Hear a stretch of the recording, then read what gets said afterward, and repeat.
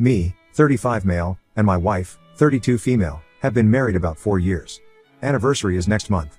We have lived in a large Pacific NW city for about 3 years, having moved from another part of the state. We've been together about 9 years in total. No kids, but those discussions have been ramping up this year. We've had our share of differences over the years, and there have been instances when I've been uncomfortable with some of my wife's male friends over the years, while she was in grad school and her career. I don't think I'm insecure, but the flirting and what now seems to be triangling or almost seeming to make me jealous with little hints, might now make some sense. It's led to fights and disagreements, and she has a history of mood swings and some depression, and she has ADHD. She currently works at a large sales/marketing firm, and I'm in engineering. Up until a few weeks ago, I was under the impression that we had a solid marriage. Our sex life is normal, as far as I can tell, and although she makes more money than me, I never thought it was an issue.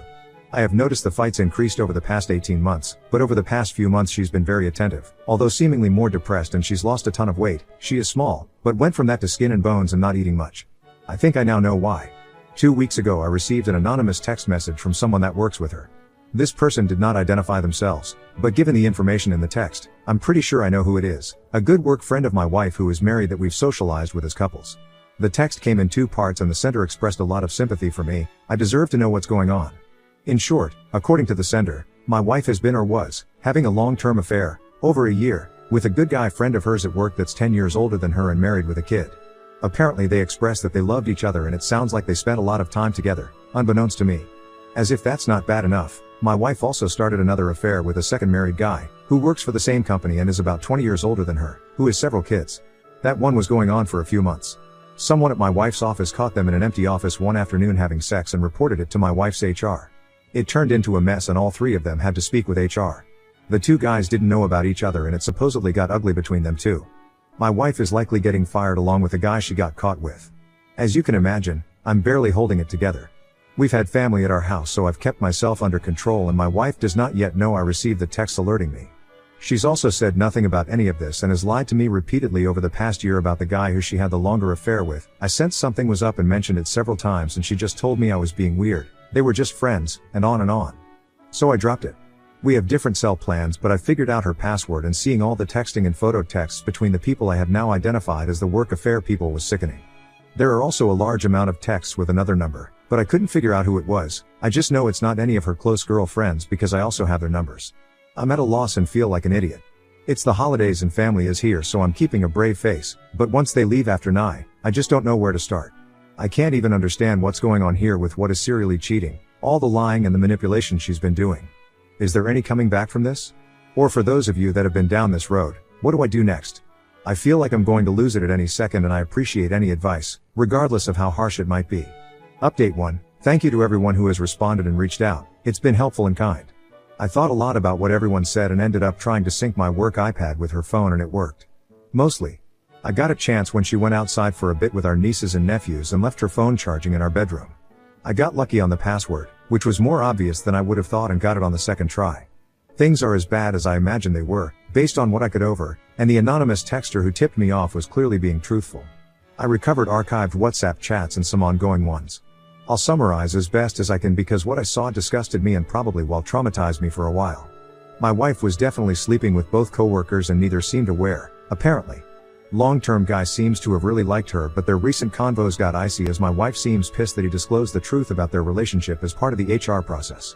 Several weeks ago, so around when I found out and probably around the time the HR thing kicked off, she was telling him how much she loved him. But then a week later she's telling him she needs space, isn't sure, etc. Their archived messages, or the ones I could recover, go back well into 2022. They are sexual, graphic, include pics, details, etc. and always included I love yous on both sides.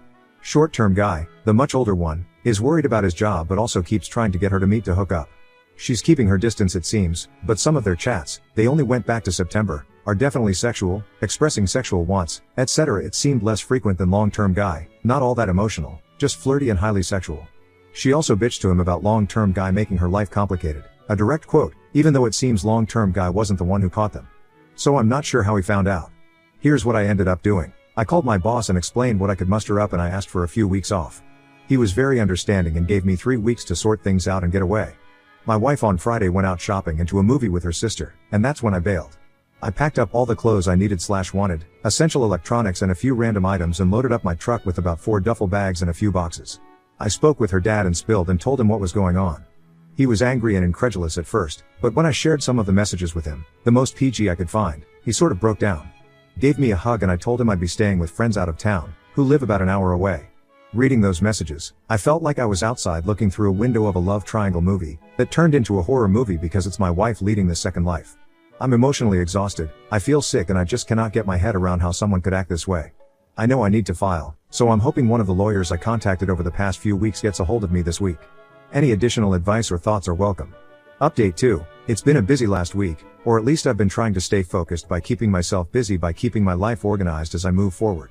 Thank you again to everyone who continues to reach out with all the support and advice. Here's where things are at. So far I have not responded to any of her texts or calls. I don't plan to, but it's very difficult. There have been points every day where I break down, but I'm realizing, mostly through the advice I've gotten here, that nothing good is going to come from communicating with her. I want out. I'm filing for divorce, and the longer I go without having any contact is good for me, even if it feels raw right now. I have an attorney that family has helped me to pay for and I've gone through the whole story with her several times, provided all the information she's asked for, etc. I think my wife will be served at some point in the next week or two. At least that's my understanding. The validation I got from my attorney was a relief, but she was also blunt.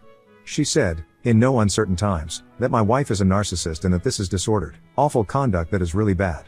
She communicated that she doesn't see my circumstances too often, multiple affairs at once at the workplace and lies to all involved. For some reason that has made me feel better, like this really is as bad as it sounds and as bad as it's made me feel. Also, for those who have asked, we were renting our house and the lease period is up after March. I emailed the landlord, it's an older couple, let them know we were splitting up, one kept it brief, no details, and would not be renewing. My friends have graciously allowed me to continue staying with them and I'm just going to pay the rent for the next few months and bite the bullet. I can often work remote and even though my office is a bit of a drive from my friend's place, I can handle it for a bit.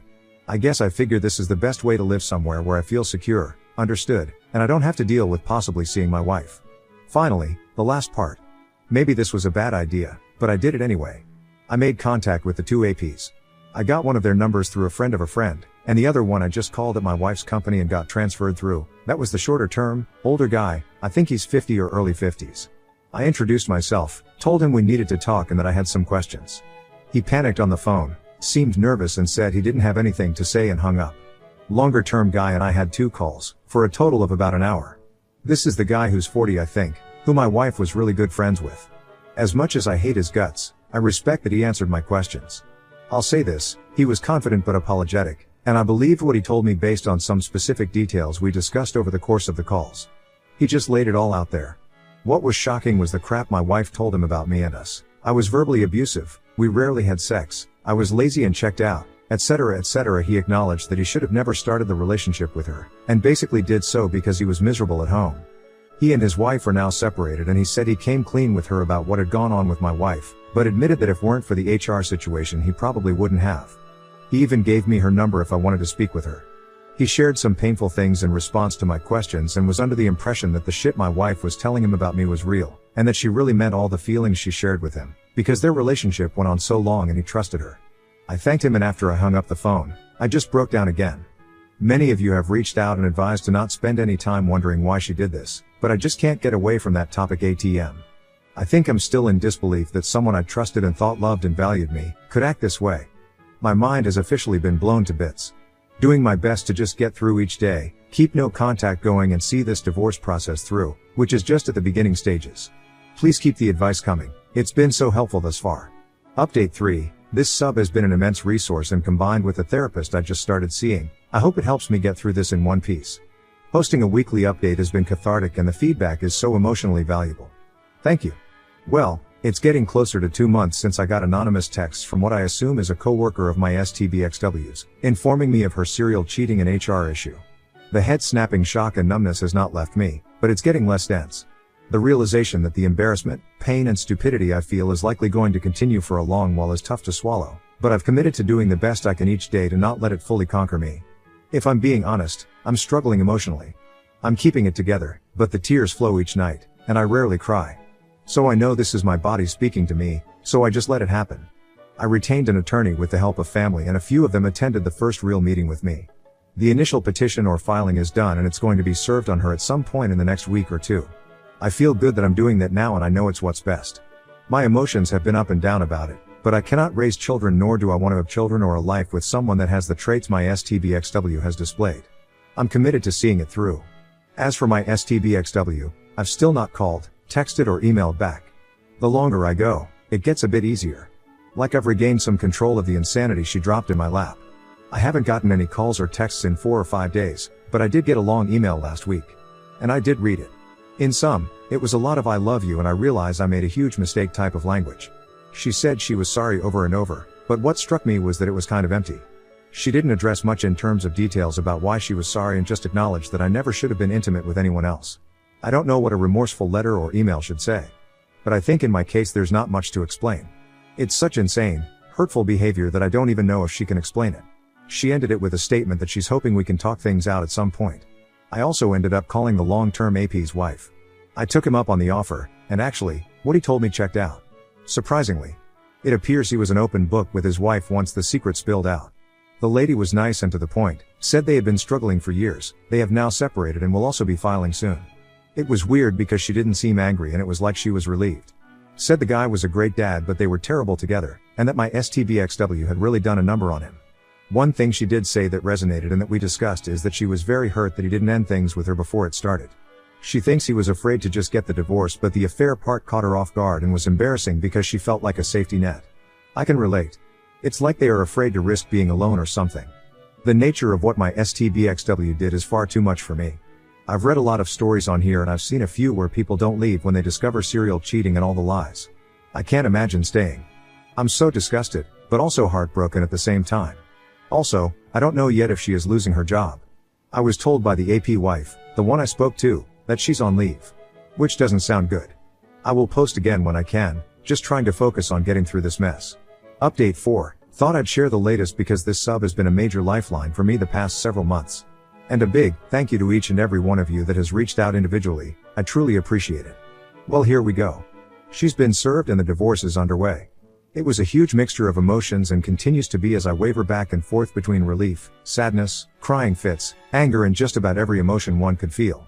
I still feel like I'm in a horrible dream and I struggle to realize sometimes that this has actually happened. Never in a million years did I think this would happen. Her sister and her husband, I guess my ex Bill, have individually reached out and shared their disgust and support. Neither one of them knew apparently, and according to my ex Bill, who I was quite close with, they aren't hanging out with her. If nothing else, I appreciated their kind words, but I don't actually think they'll freeze her out forever. Nor do I really care about that part. But it did feel nice to not have them blame me or ignore me. They both genuinely seem to be at a complete loss over this. I still haven't spoken to my ex or communicated back in any way. There are still calls and texts, but they are less frequent.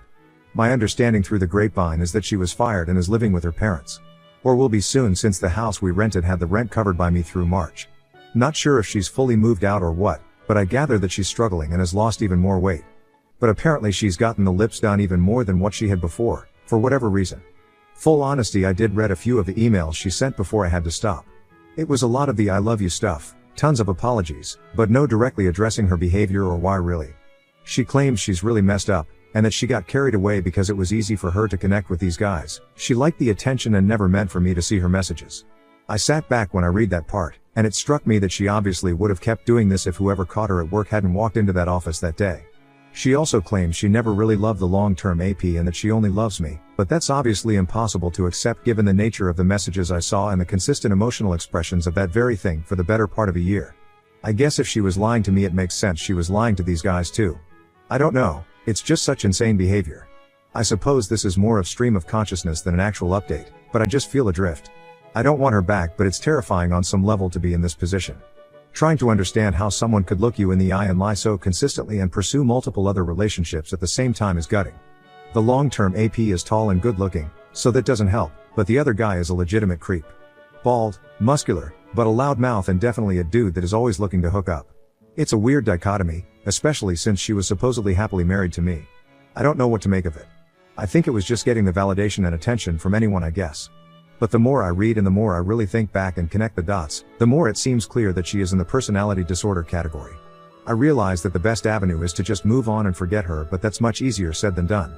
It's so hard, and trying to understand the behavior has helped me heal. That's all for now, but as always, any thoughts or advice is welcome. Thank you. Now on to the next story. Story 2.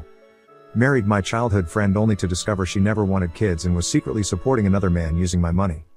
I, 38 male, was married to my wife, 36 female, for 6 years. My wife and I were old friends before we started dating. She was a close friend of my immediate younger sister, so I knew her right from when she was a teenager.